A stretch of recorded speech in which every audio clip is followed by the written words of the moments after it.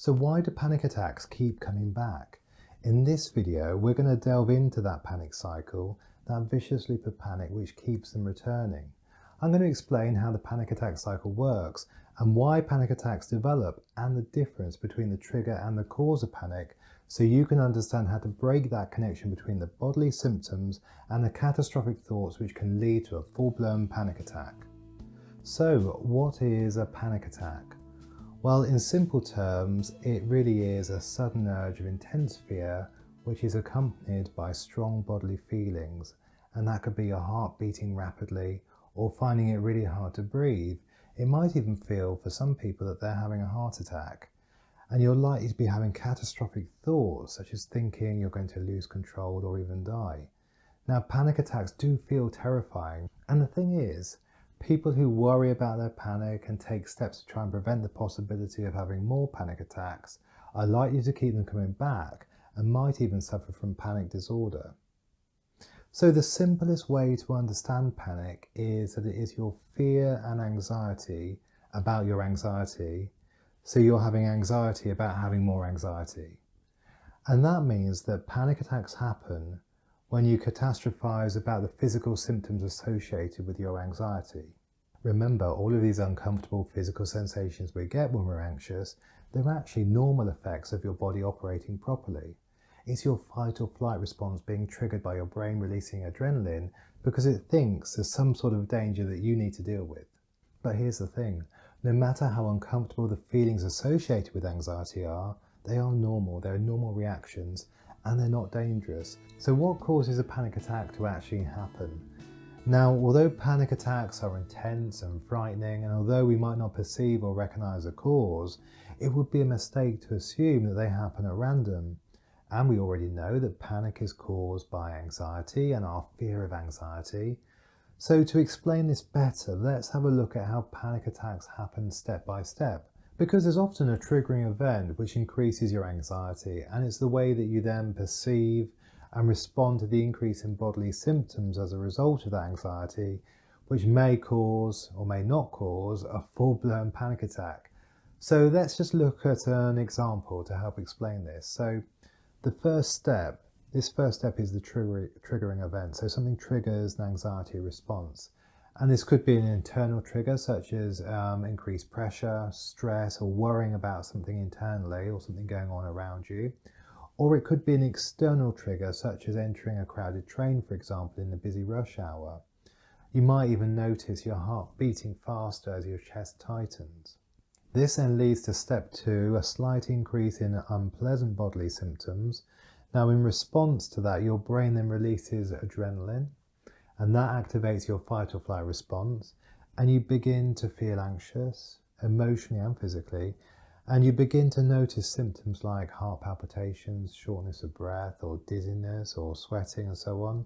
And that leads to step 3, internalization, as you begin to think about how awful this feels, and you worry about it, and you might even worry that something really bad is going to happen.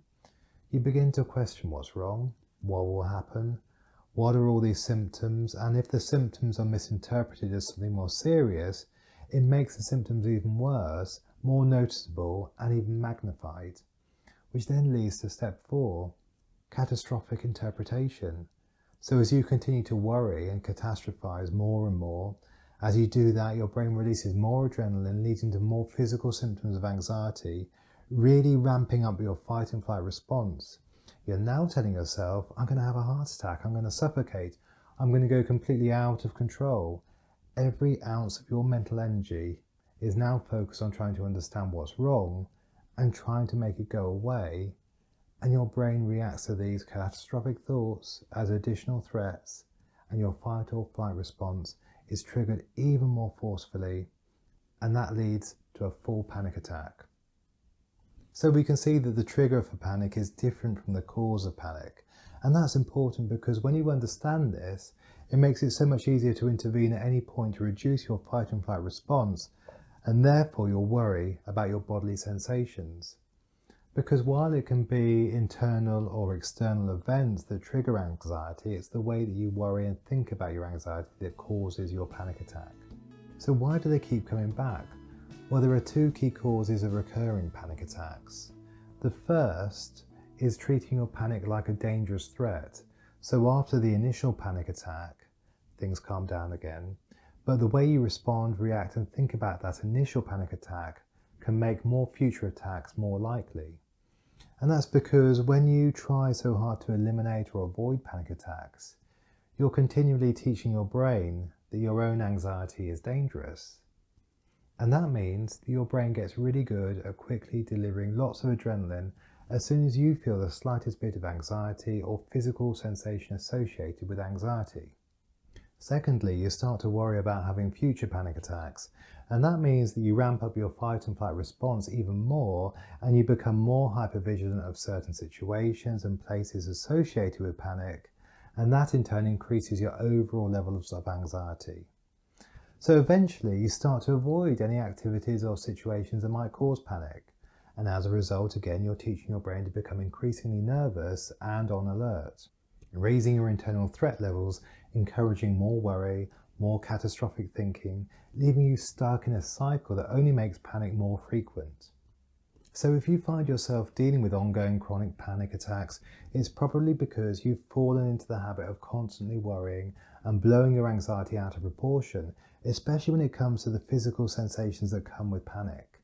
It's like a never-ending cycle where your brain becomes hypersensitive to even the tiniest hint of anxiety, and it responds by triggering a really exaggerated fight or flight response.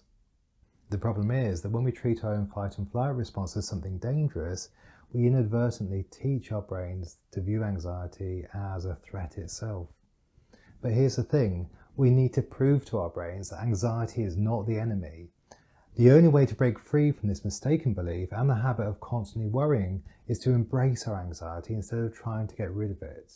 So when anxiety strikes, we have to be willing to face it head on and accept it as a natural part of our lives. By intentionally not observing or over worrying about our anxiety, we send a really powerful message to our brains that anxiety is actually safe. Of course, sure, it's going to feel uncomfortable, definitely at first, but in the end, it's all about creating new perception and teaching our brains to see anxiety in a completely different light. It's easier said than done, but with practice and determination, you can take back control and show your brain that anxiety is nothing to fear. Now, there are 3 very specific steps that can help you stop panic attacks happening.